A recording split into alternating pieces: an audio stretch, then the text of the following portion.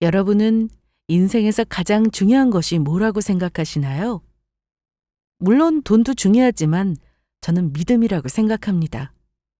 가족이든 친구든 그 어떤 관계든 믿음이 없다면 관계가 오래 유지될 수 없으니까요. 저는 결혼 후 남편은 물론 시댁과의 믿음이 깨져버려서 더 이상의 관계 유지가 어려워 이혼을 했습니다. 그런데 그 과정이 참 기가 막히고 구질구질해서 이렇게 사연을 보내게 되었습니다. 어떤 사연인지 잘 들어봐 주세요. 안녕하세요. 저는 현재 혼자서 씩씩하게 잘 살아가고 있는 30대 후반 여성입니다. 어릴 적 아빠가 일찍 돌아가셔서 저는 엄마와 함께 살았습니다. 아빠의 빈자리가 늘 크게 느껴졌지만 그런 저를 위해 엄마는 일하시면서 저를 챙기느라 정말 열심히 사셨습니다. 엄마는 미용사로 일하셨는데 그 모습을 보고 자란 저는 대학에 진학하지 않았고 똑같이 미용사의 길을 걷게 되었습니다. 엄마가 일하는 모습을 매일 보다 보니 쉬워 보였는데 막상 도전했을 때는 여러 번 낙방도 했었고 미용사가 되고 난 뒤 트렌드를 잘 알아야 했기에 공부도 끊임없이 했습니다. 밤낮 가리지 않고 연습도 했죠. 그렇게 노력하다 보니 제 이름으로 미용실도 하나 차릴 수 있게 되었습니다. 단골 손님도 하나둘씩 늘어갔는데 남편을 만난 것도 바로 제 미용실이었습니다. 어느 날 처음 보는 남자가 들어오더니 머리를 깎아달라고 하는데 이후로 한 달에 한 번씩 꼭 찾아와서는 저에게 이발을 해달라고 했습니다. 제가 미용실 정말 많이 다녀봤는데 여기만큼 잘해주는 곳이 없더라고요. 매번 여기저기 옮겨 다니는데 이제 여기서만 잘라요. 진짜 실력 좋으시네요. 그런가요? 감사합니다. 그런데 이 동네 사시는 분이시죠? 네, 맞아요. 지나가다 눈에 띄길래 들어와서 커트해달라고 했던 건데 마음에 들어서 또 왔네요. 이상하게 집 근처에는 괜찮은 미용실이 없더라고요. 그래요? 그래도 잘 찾아보시면 있을 텐데요. 자, 다 됐습니다. 길이는 이 정도 괜찮으세요? 네네. 아주 좋아요. 그리고 일하시느라 힘드실 텐데 이것 좀 드세요. 인절미 떡인데 맛있어 보여서 제가 좀 많이 샀거든요. 그럼 다음에 또 오겠습니다. 이 남자는 대뜸 저에게 인절미를 건네더니 또 오겠다고 하고는 나갔습니다. 손님에게 음료수나 간단한 간식거리를 받은 적은 많아서 그러려니 하고 넘어갔는데 이상하게 자꾸만 생각이 나더라고요. 엄마, 나 왔어요. 마감 언제 하려고요? 너 벌써 가게 문 닫고 온 거야? 그럼 저기 빗자리 줄 좀 해줄래? 알았어요. 근데 손님 많았나 보다. 근데 엄마도 단골 손님이 먹을 거 주고 그랬어요? 그럼 특히 아줌마들이 부침개도 해오고 주먹밥도 만들어 오고 그랬지. 근데 왜 물어? 누가 너한테 먹을 거라도 줬어? 네, 이거요. 인절미네? 맛있겠다. 근데 왜 안 먹었어? 엄마랑 같이 먹으려고 안 먹었지. 근데 이거 남자 손님이 줬어요. 한 달에 한 번씩 찾아오는데 이상하게 저도 눈길이 가고. 이게 뭐지? 어떤 남자길래 그래? 궁금해지게. 빗자루질 다 했으면 거기 봉다리 버리고 이제 들어가자. 집에 가서 자세히 말해줘봐. 저는 일이 끝나면 항상 엄마 미용실로 와서 뒷정리를 도와드립니다. 그리고 같이 집으로 갔죠. 같은 일을 하다 보니 서로 나눌 얘기도 많고 참 좋았습니다. 그리고 저와 엄마는 일주일에 딱 한 번 화요일을 휴일로 정해서 같은 날 쉬었는데 제가 쉬는 날 그 남자가 또 찾아왔는지 미용실 문 앞에 쪽지가 붙어 있었습니다. 그 쪽지 내용은 바로 안녕하세요. 저 머리하러 왔다가 쉬는 날인 줄 모르고 다시 돌아갑니다. 문 열면 꼭 연락 주세요. 이런 내용이었고 연락처와 이름이 함께 적혀 있었습니다. 그래서 전화는 좀 부담스러워서 문자를 보냈습니다. 매주 화요일만 쉬니까 언제든 다시 오시라고요. 그런데 문자를 보내자마자 5분도 되지 않아 전화가 왔습니다. 안녕하세요. 저 김수현입니다. 아, 네, 손님. 화요일 빼고 언제든지 오시면 이발하실 수 있어요. 네, 문자 받습니다. 제가 전화드린 건 다름 아니라 사실 제가 영애 씨한테 관심이 있어서요. 아니, 근데 제 이름은 어떻게 아신 거예요? 저번에 머리 깎다가 벽에 걸린 자격증을 봤어요. 거기에 이름이 있더라고요. 저는 그날 그 남자와의 통화를 시작으로 점점 친해지게 되었고, 이후 손님이 아닌 남자친구가 되어 저희 엄마와도 인사를 하는 사이가 되었습니다. 건설회사에 다닌다고 소개했던 남자친구는 현장에 나가지 않고 사무만 본다고 했는데, 그러다 보니 정해진 시간에 퇴근하여 항상 제가 일하는 미용실로 와서 마감도 같이 하고 저녁도 같이 먹는 날이 많았습니다. 자네 부모님은 우리 영이랑 만나고 있는 거 아시나? 그럼요. 한번 집에 데려오라고 하시는데 영이랑 언제가 좋을지 얘기 중이에요. 아무래도 화요일에 맞춰서 가는 게 좋을 것 같아서 이번 달 안으로 정하려고요. 그래, 인사 가게 되면 꼭 엄마한테 미리 말해줘. 영이 예쁘게 봐주셔야 할 텐데. 걱정 마세요. 저희 부모님은 제가 좋으면 무조건 좋다고 하셨어요. 그렇게 인사를 언제 갈지 얘기가 오가게 되었고, 한 달 정도 뒤에 드디어 가기로 한 날이 되었습니다. 집 앞에 도착하니 마당이 있는 주택이었는데 그냥 보기에도 상당히 좋아 보였습니다. 심장이 터질 듯 긴장되어 심호흡을 하고 들어갔는데, 다행히도 남자친구의 부모님은 저를 정말 잘 대해 주셨어요. 어서 와요. 기다리고 있었어요. 악수 한번 합시다. 미용실 한다고 들었는데 아주 좋은 기술 가지고 있네요. 아닙니다. 누구나 할 수 있는 일인걸요. 점심은 먹고 온다고 해서 과일 좀 준비했는데 어서 들어요. 네, 잘 먹겠습니다. 아, 뭐야, 김수연. 너 여자친구 왔으면 누나를 불러야지 나만 쏙 빼고. 수리마, 손님 왔는데 그게 뭐야? 옷부터 갈아입고 와. 아, 뭐 어때? 우리 집인데. 안녕하세요. 저 수연이 누나예요.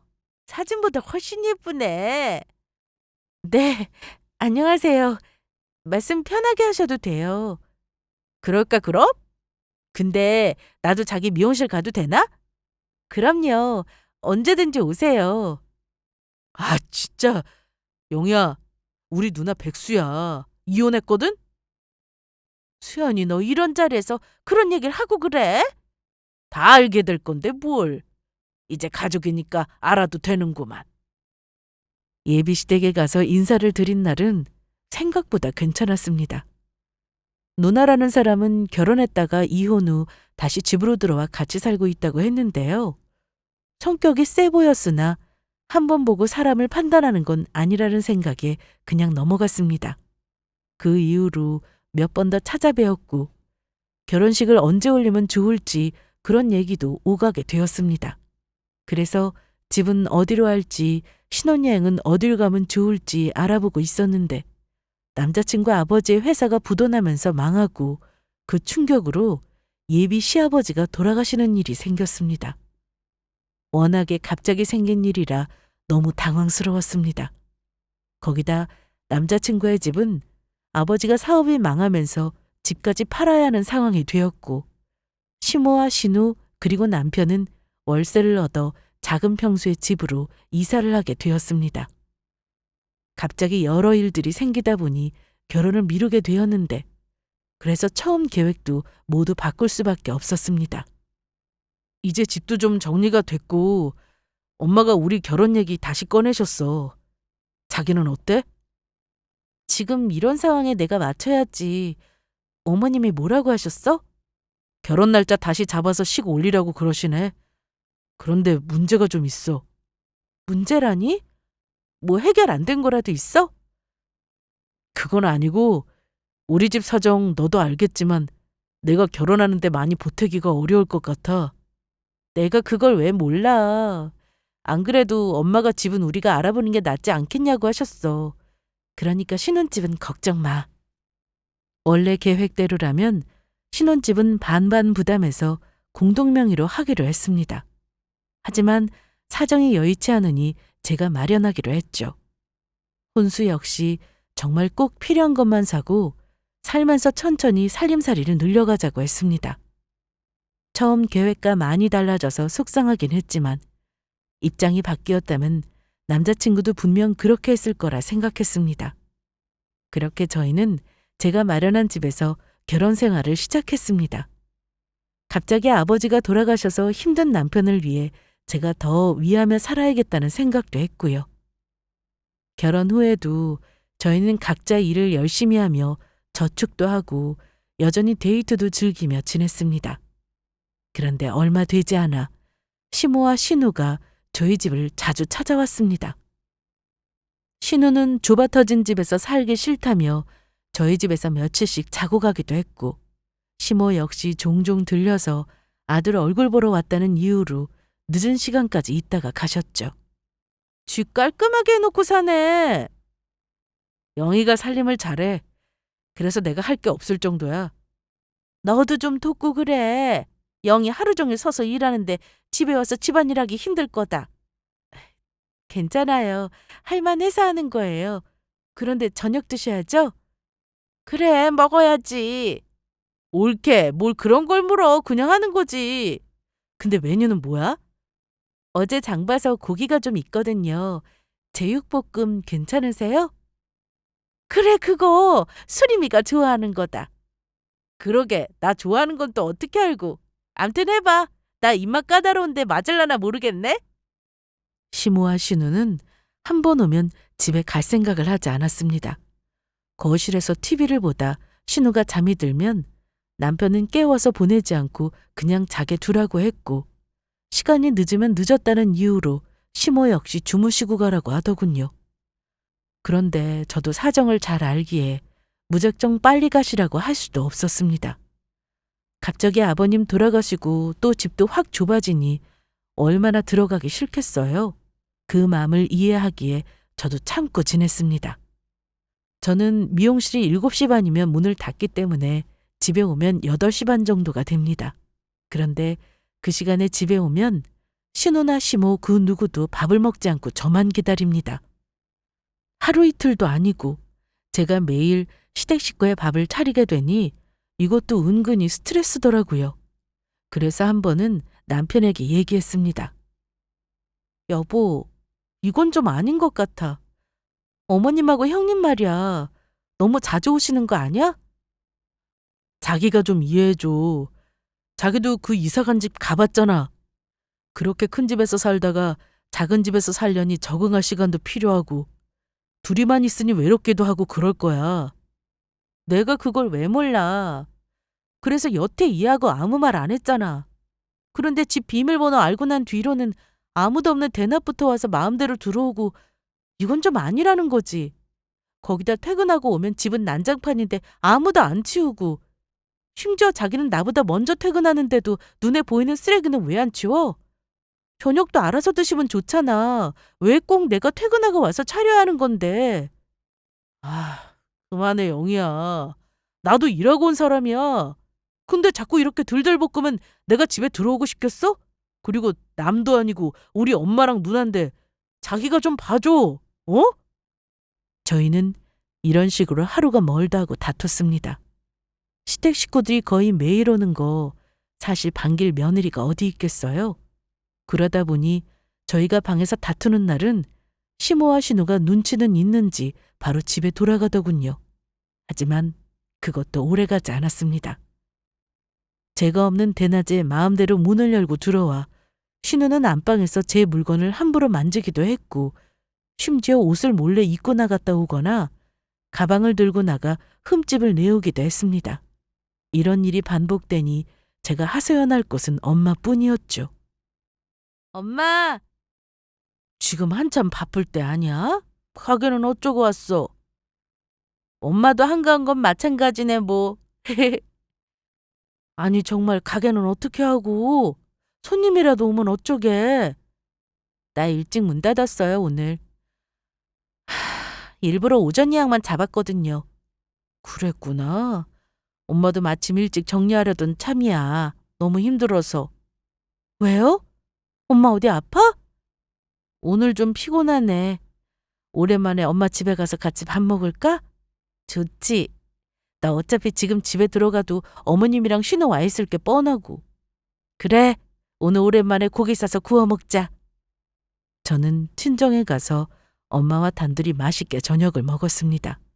그리고는 엄마에게 시댁 식구 얘기를 좀 하려고 했는데 엄마가 갑자기 이런 말씀을 하셨습니다.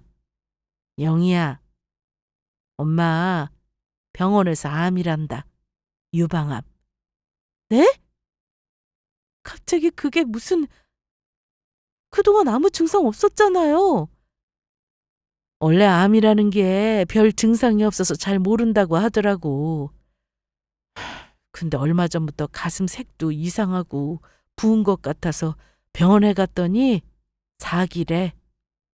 거기다 전이까지 돼서 힘들 거라고. 아니, 그게 무슨 말이야, 엄마. 요즘 유방암은 수술하면 걱정 안 해도 된다고 하는데 나랑 같이 내일 병원 다시 가봐요.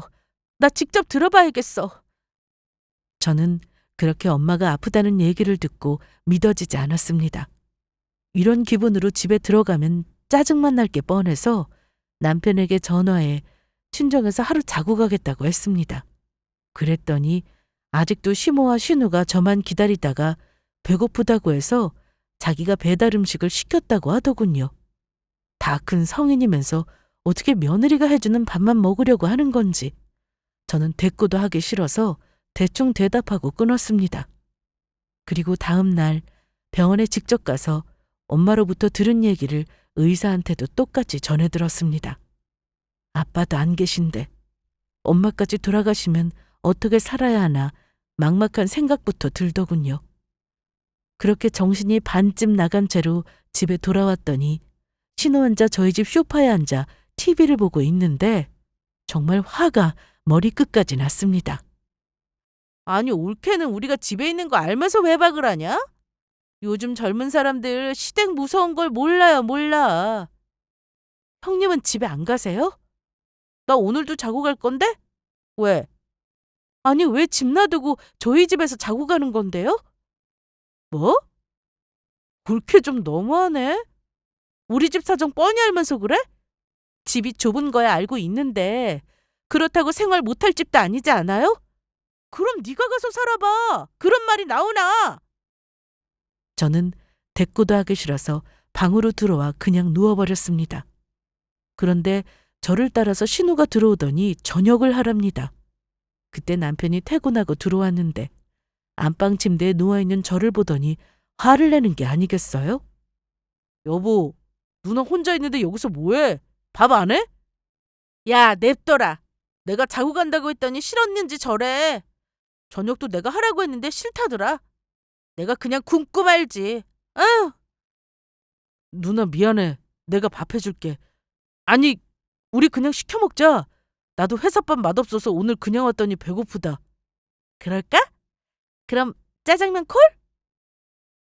남매가 아주 쿵짝이 잘 맞더라고요. 시댁 사정 안 좋은 거 저도 압니다. 하지만 언제까지 자기 집이냥 이렇게 드나들 거냐고요. 그래서 하루는 날을 잡아서 시댁 식구 없을 때 남편과 얘기를 했는데 저보고 인정도 없는 사람이라고 했습니다.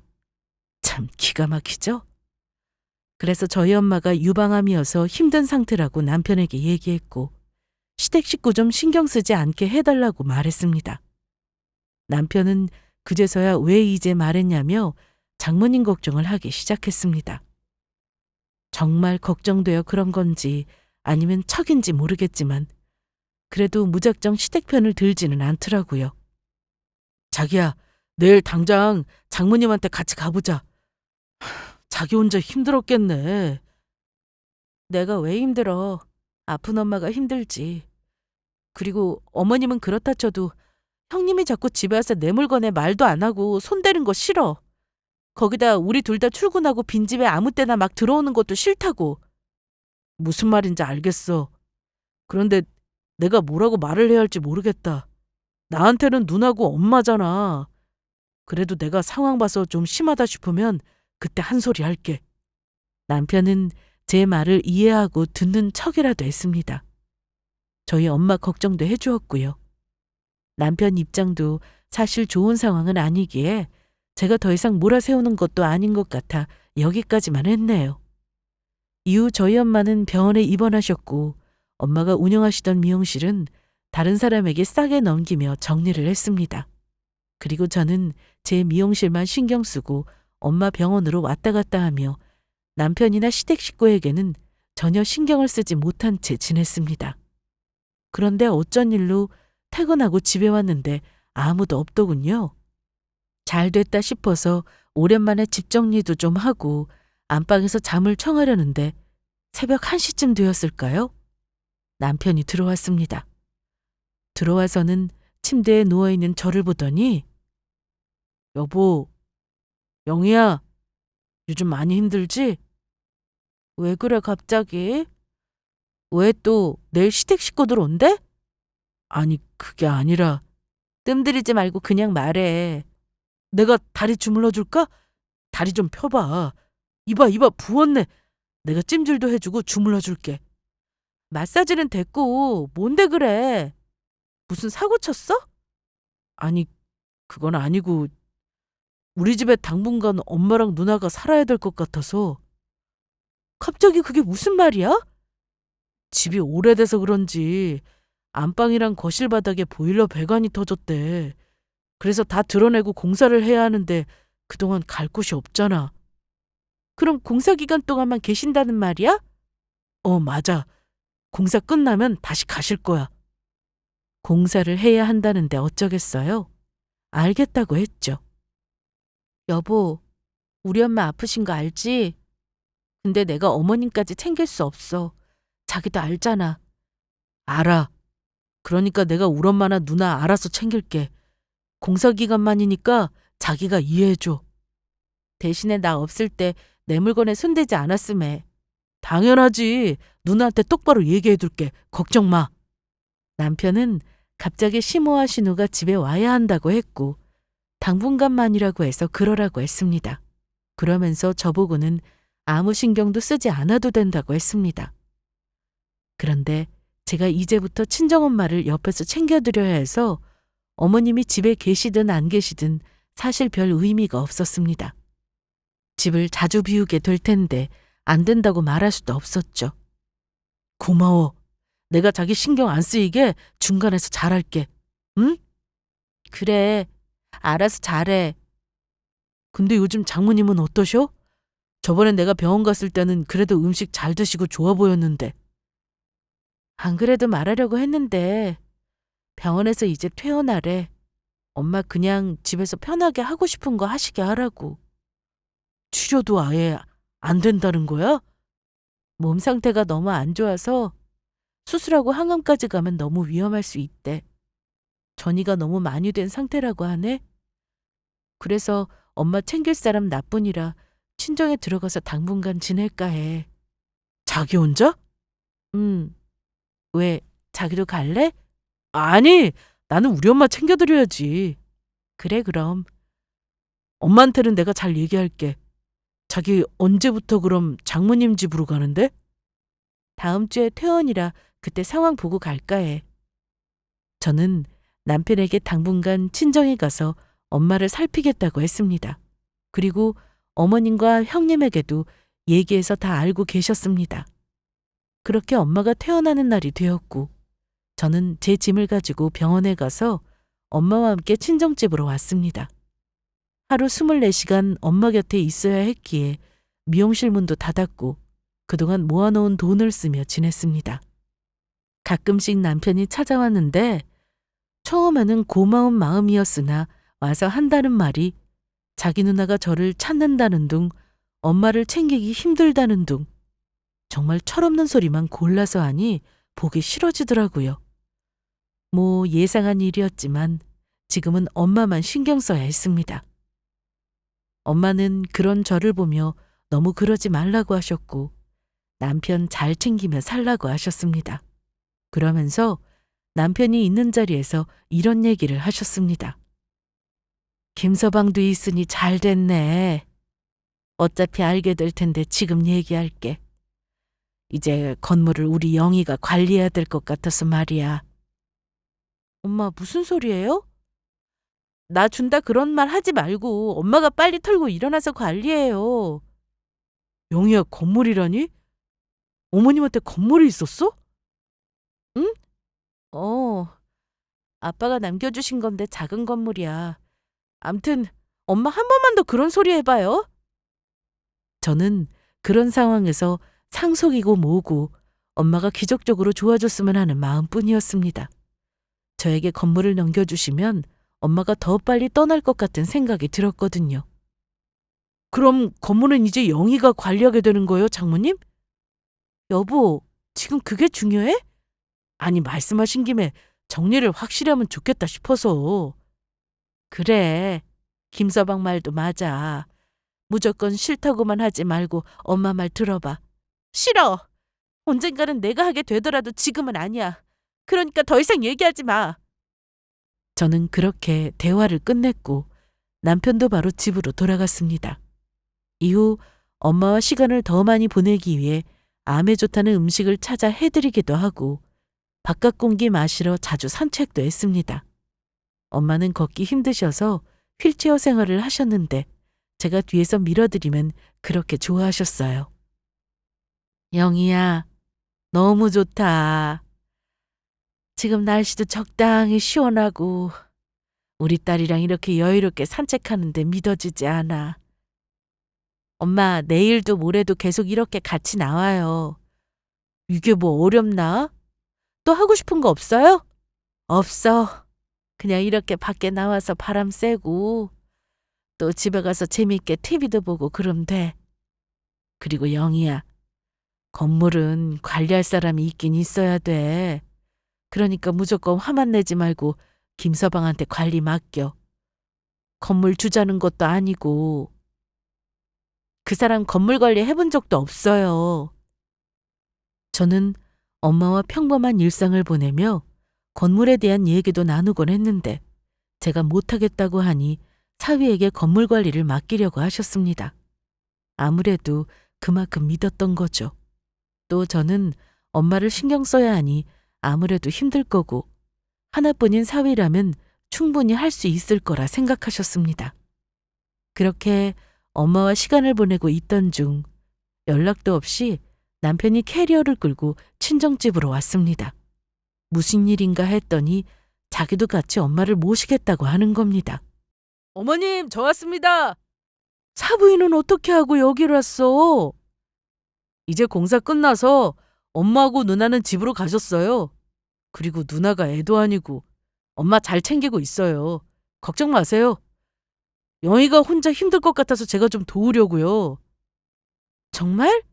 그러려고 온 거야? 회사는? 여기서 출퇴근하지 뭐. 좀 멀긴 한데 일찍 일어나면 돼. 마침 잘 왔어. 안 그래도 한번 연락하려고 했는데. 무슨 일 있으세요? 다른 게 아니라 건물 관리를 좀 해줄 수 있을까? 자네 일하느라 바쁜 건 알지만 아무래도 남한테 맡기는 것보다 사위가 더 믿음직스럽잖아. 당분간만이니까 너무 오래 할 필요는 없고.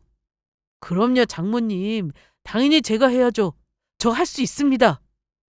남편은 단번에 하겠다고 대답했습니다.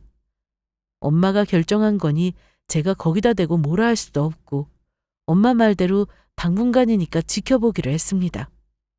사실 처음에 남편이 왔을 때 제가 너무 집을 오래 비워서 데리러 온 줄 알았는데 짐까지 싸들고 온 걸 보니 정말 같이 엄마를 모시려고 한 것 같았습니다.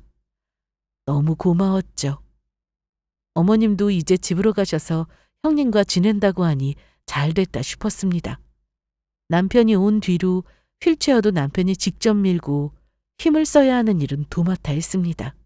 덕분에 저는 한결 수월했고 음식이랑 청소 이런 거 말고는 할 게 없었습니다. 남편은 어쩐 일인지 친정에서 같이 지내는 내내 단 한 번도 불평하지 않고 엄마를 잘 도와드렸어요. 음식을 먹여드리기도 하고 침대 시트 갈아야 하는 일도 척척 했고요. 또 엄마가 몸 상태가 갑자기 나빠지면 병원에 가야 하는데 그럴 때도 엄마를 안고 차에 태워 바로 병원에 갈 수 있어 든든하고 좋았습니다. 그런데 그런 행복도 잠시. 엄마는 점점 몸이 나빠지셨습니다. 앞으로 함께할 시간이 별로 남지 않았다는 말을 병원에서 들었지만 생각보다 더 빨리 그날이 찾아오고야 말았어요. 믿고 싶지 않았지만 엄마는 결국 하늘나라로 가셨고 장례 준비를 하며 얼마나 울었는지 모릅니다. 남편이 곁에 있어서 그나마 버틸 수 있었던 것 같습니다. 장례식장에 많은 손님들이 오셨는데 시어머님과 형님도 왔습니다.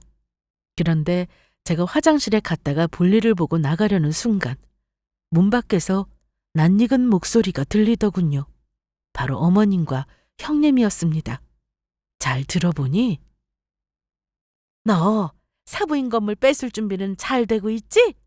엄마 당연하지. 걱정 마. 수연이랑 얘기 다 끝났어.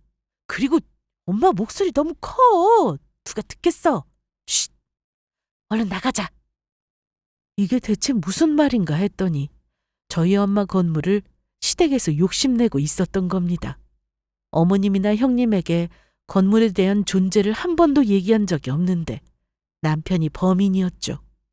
생각해보니 남편이 저희 엄마 같이 모시겠다며 짐 싸들고 찾아온 것도 다 이런 속내가 있어서였습니다.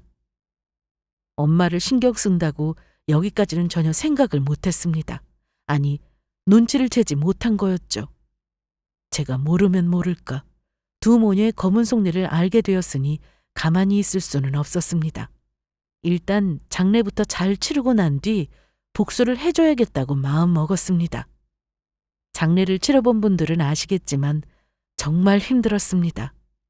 와주신 손님들께 인사해야 하고 음식 대접하고 또 엄마를 떠나보내기까지 이건 겪어보지 않으면 전혀 알 수 없는 고통일 듯 합니다.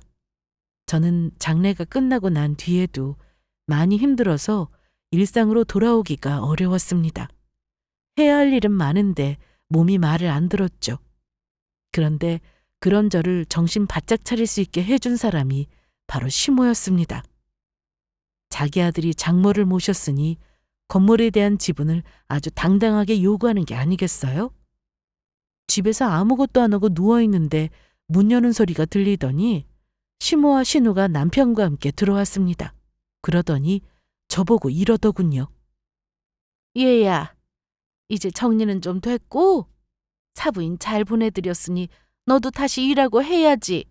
언제까지 그렇게 넋놓고 있을 거니? 네, 그래야죠. 아직은 좀 힘들어요.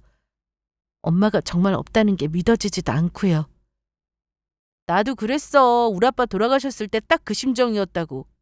겪어보니 알겠어? 그래도 형님은 엄마가 계시잖아요. 저는 두 분 다 안 계시니 세상에 혼자 남겨진 기분이네요. 아니, 남편 옆에 두고 그게 무슨 말이야. 우리 수연이가 옳게 엄마 모셨는데 왜 혼자라는 거야, 자꾸? 신우는 자꾸만 강조했습니다. 남편이 저희 엄마를 같이 모신 것에 대해서요.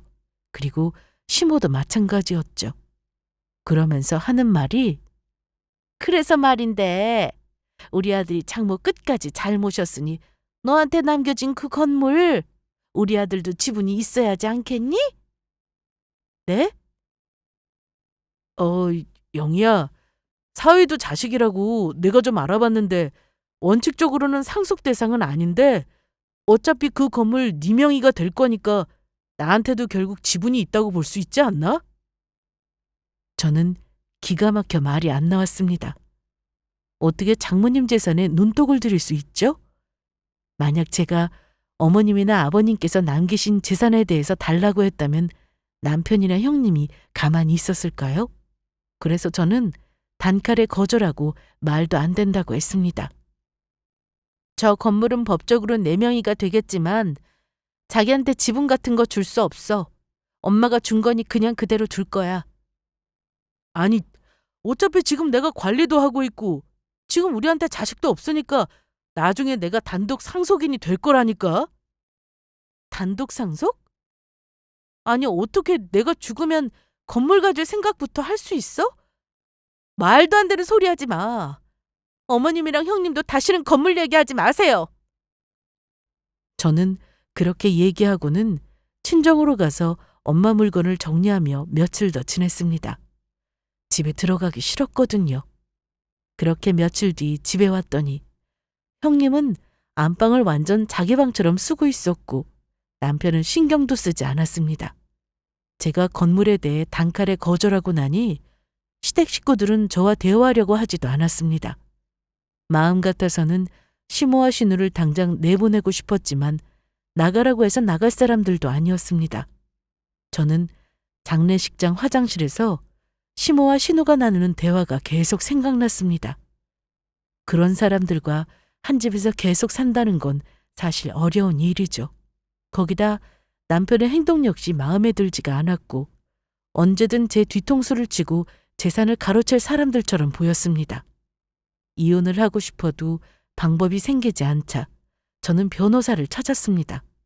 그런데 한다는 말이 유책 사유가 있어야 이혼 신청도 가능하다고 하더라고요. 하지만 남편이 저에게 뭔가를 잘못한 건 없었습니다. 그런데 시댁 식구들의 부당한 대우나 구박, 비난이 있을 시 이혼 유책 사유로 인정이 된다고 하더군요. 그동안 어머님과 형님이 했던 행동만 봐도 저에게는 큰 스트레스였는데 앞으로가 중요했습니다.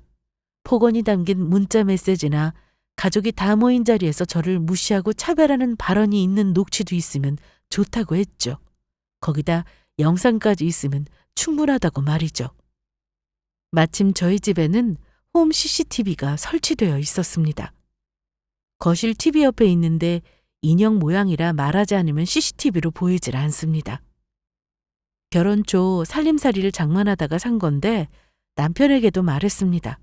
그런데 그 당시 알아서 하라는 말만 할 뿐 관여를 하지 않아 CCTV가 있다는 것도 잊고 살았던 것 같았습니다. 사실 설치 목적은 혹시라도 집안에 도둑이 들까 싶어서 구입했고 나중에 아이가 생기면 필수템이라고 해서 겸사겸사 마련했었습니다. 그런데 이게 도움이 되더라고요. 이제 저에게 막말을 하는 시모와 신우의 목소리만 녹음을 하면 됐기에 저는 기회를 엿봤습니다. 매일같이 시모와 신우가 저희 집에 오기 때문에 사실 어렵지도 않았습니다.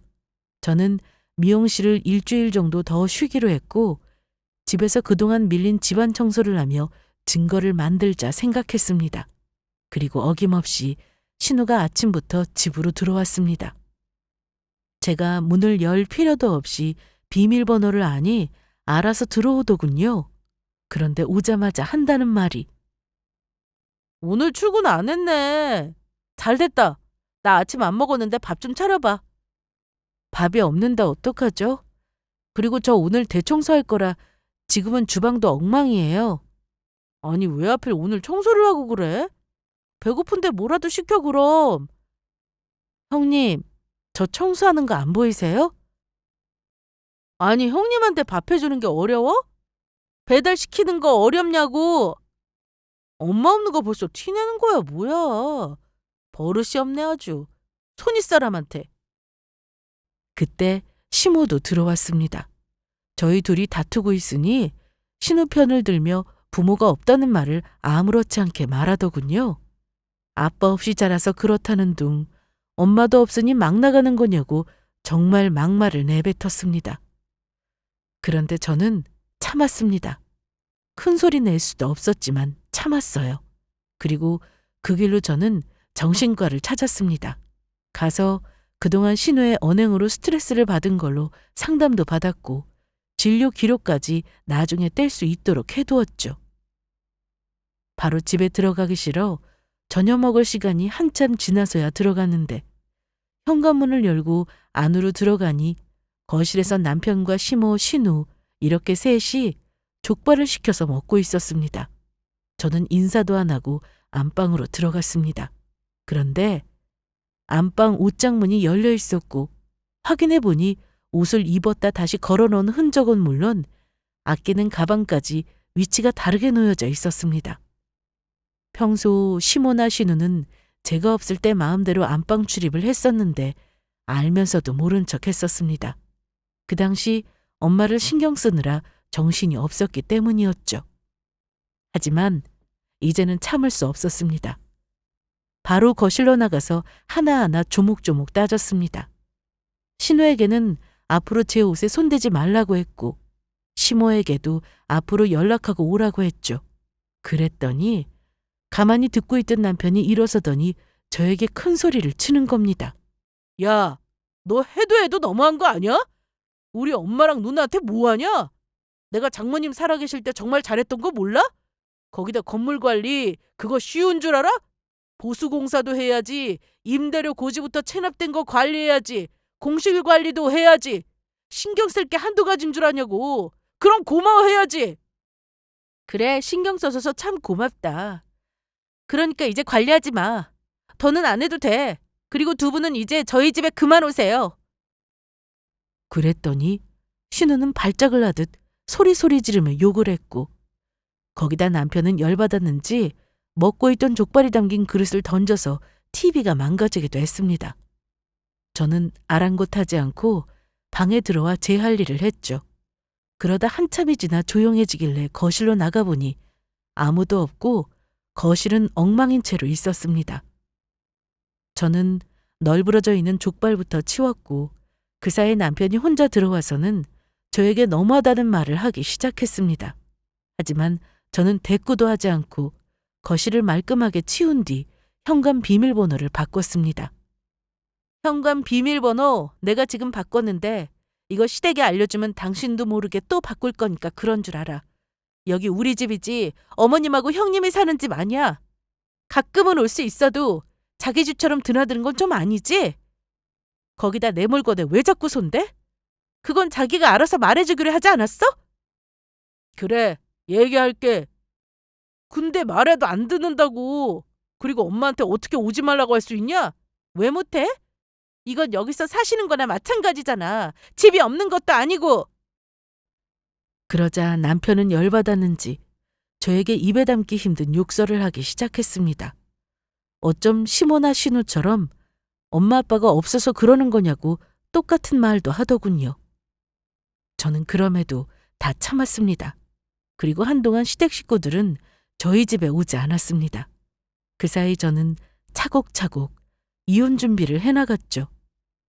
녹화된 영상부터 또 녹음은 잘 됐는지 확인하느라 쭉 돌려보는데 너무 오래전 영상은 삭제가 되었더라고요. 다행히 삭제 영상을 일정 기간 동안 저장하는 기능이 있는 제품이어서 영상 복구를 통해 제가 친정가 있는 동안 집을 비웠을 때 찍혔던 영상도 확인할 수 있었습니다. 그런데 제가 찾은 영상 중 정말 기막힌 영상이 있었습니다. 남편이 캐리어를 끌고 친정에 왔던 이유가 영상에 있었죠. 엄마한테 건물이 있다는 걸 확인한 뒤로 시모와 신우에게 이 사실을 말하는 모습은 물론 장모를 모시는 척하면서 그 대가로 건물을 요구하면 어떻겠냐는 얘기도 다 녹음이 되어 있었습니다. 참 생각할수록 기가 막혔습니다.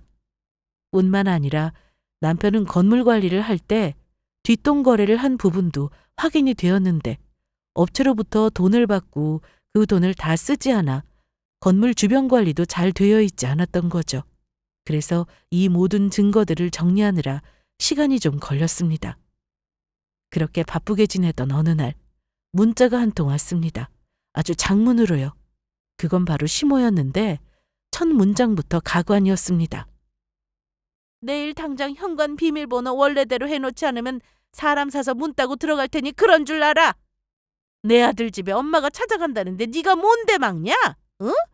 어디서 시어머니랑 형님을 내쫓아 감히? 네가 부모가 똑바로 살아계셨으면 그런 행동을 했겠니? 내 아들 실컷 부려먹고. 그럼 못 쓴다 못 써. 현관 비밀번호 돌려놓든지 아니면 바뀐 번호 문자로 찍어라. 알겠어? 그런데 제가 그 말을 들어야 하나요? 이해할 수 없는 사람들이었습니다. 자기 집을 두고 왜 자꾸 저희 집에 오려는 건지 마치 아들이 혼자 사는 집이라고 착각이라도 하는 듯 했습니다. 그래서 그 문자 그대로 복사해 남편에게 보냈고 문자를 확인한 남편은 저에게 전화하더니 영희야, 너도 이제 그만해. 엄마랑 누나가 여태 우리 집에서 살다시피 했는데 갑자기 오지 말라고 하는 게 말이나 돼? 어쩌라고. 그냥 전처럼 지내시라고 해. 어차피 너나 나나 출근하면 낮에 아무도 없잖아. 그럼 빈집에 들어오시게 하라 이 말이야? 야, 언젠 안 그랬냐? 그래, 알았어. 그럼 마음대로 해. 저는 그렇게 전화를 끊고 안방문에 자물쇠를 달았습니다. 그리고 이혼할 준비도 모두 마쳤고요. 하지만 바뀐 비밀번호는 시모에게 알려주지 않았습니다. 제가 말하지 않아도 어차피 남편이 알아서 말할 테니까요. 그렇게 며칠 뒤 시모랑 신우는 저희 집에 어김없이 찾아왔고 저는 잠시 외출했다가 그 모습을 보고 경찰에 신고했습니다. 아니, 가족끼리 신고하셔도 뭘 해드릴 수 있는 게 없어요. 아, 그러니까요. 세상에 이런 며느리 보셨어요, 네? 안방문 자물쇠가 뜯겨 있는데 이거 주거 침입 아니에요? 그리고 비밀번호 알려주지도 않았는데 마음대로 문 열고 들어왔잖아요. 그래도 가족간이라 주거 침입 성립이 안 될 거라고요. 저는 알고 있었습니다. 가족 간의 주거 침입은 성립이 아예 안 된다는 걸요. 하지만 이렇게라도 하지 않으면 시모나 신우가 더한 짓도 할 듯 싶어 신고했습니다. 그리고 자기 엄마와 누나를 경찰에 신고한 와이프랑 누가 같이 살고 싶겠어요? 그리고 이 점을 노리고 남편 보란 듯이 경찰을 불렀습니다. 뒤늦게 연락을 받고 집에 온 남편은 그 자리에서 제 뺨을 때리더군요. 그래서 저도 똑같이 때려주고는 미리 싸놓은 짐을 챙겨 그대로 집을 나왔습니다. 저는 엄마가 살던 집이 아닌 새로운 보금자리로 향했습니다. 사실 저는 완벽한 이혼을 하기 위해서 엄마 집을 팔아 이모가 살고 계시는 지역에 집을 하나 마련해 두었습니다. 엄마 미용실을 처분했을 때 생긴 현금과 또 제 미용실 역시 처분해서 집을 얻는 데 보탰습니다. 그리고 남편과 살던 집 역시 부동산에 내놓았죠. 그리고 집을 나온 당일 남편에게는 이혼 통보를 했습니다. 다음 날 아침에는 관할 법원에 이혼 소송도 신청했고요. 정말 계획대로 모두 진행되었습니다. 남편은 이 사실을 알고 난 뒤 급하게 저에게 전화를 해댔습니다. 뒤늦게 잘못했다고 하는 남편 말은 들리지도 않았습니다. 거기다 건물 관리 제대로 해보겠다며 회사까지 그만뒀다는데 제가 따로 건물 관리를 채용해 더는 일할 수 없게 되었습니다. 한마디로 백수가 된 거죠. 몇 번 건물 근처에 갔다가 어슬렁거리는 남편을 본 적이 있는데 다행히 멀리서 봐서 마주치지는 않았지만 그 모습조차 너무 구질구질했습니다. 차라리 빨리 일을 구해서 재취업을 하지 저게 뭐 하는 건지. 그 이후로도 남편의 전화나 문자는 일체 받지 않았고 시모나 신우 역시 그동안 미안했다 사과하는데 듣기도 싫었습니다. 처음에 이혼 소식을 듣고 나서는 절대 이혼 안 해준다 난리였는데 증거가 확실하고 아들 입장이 불리하다는 걸 알고는 저에게 180도 바뀐 모습을 보이더라고요. 정말 역겨웠어요. 생각해보면 모든 게 자업자득이라는 생각이 들 뿐이었죠. 이후 이혼 소송은 유책 사유가 인정되어 저에게 유리한 쪽으로 진행되었습니다. 결혼 기간도 길지 않아 재산 분할 역시 할 게 없었는데 집도 제가 마련했고 같이 돈을 벌었으나 따로 남편에게 생활비를 받은 것도 없었기 때문이었죠. 거기다 저희 엄마 건물을 남편이 관리할 당시 몰래 돈 거래한 정황도 드러나 오히려 저에게 남편이 돈을 줘야 하는 상황이 되었습니다. 그렇게 저는 이혼을 하여 홀가분한 몸이 되었습니다. 그리고 이모네 집 근처에 살면서 미용실도 새로 오픈하고 마음의 안정을 되찾으며 잘 살아가고 있습니다. 사실 시모나 신우가 그런 행동을 했다 하더라도 남편만 제대로 행동했다라면 이혼은 하지 않았을 겁니다. 그런데 남편까지 합세해서 저 몰래 뒤에서 꾸민 짓을 생각하면 용서가 안 되더라고요. 그래서 저는 이제 제 인생만 생각하며 아주 잘 살 겁니다. 두서없는 내용이었지만 끝까지 제 사연을 잘 들어주셔서 감사합니다. 앞으로는 좋은 이야기 전해드릴 수 있도록 잘 살아보겠습니다.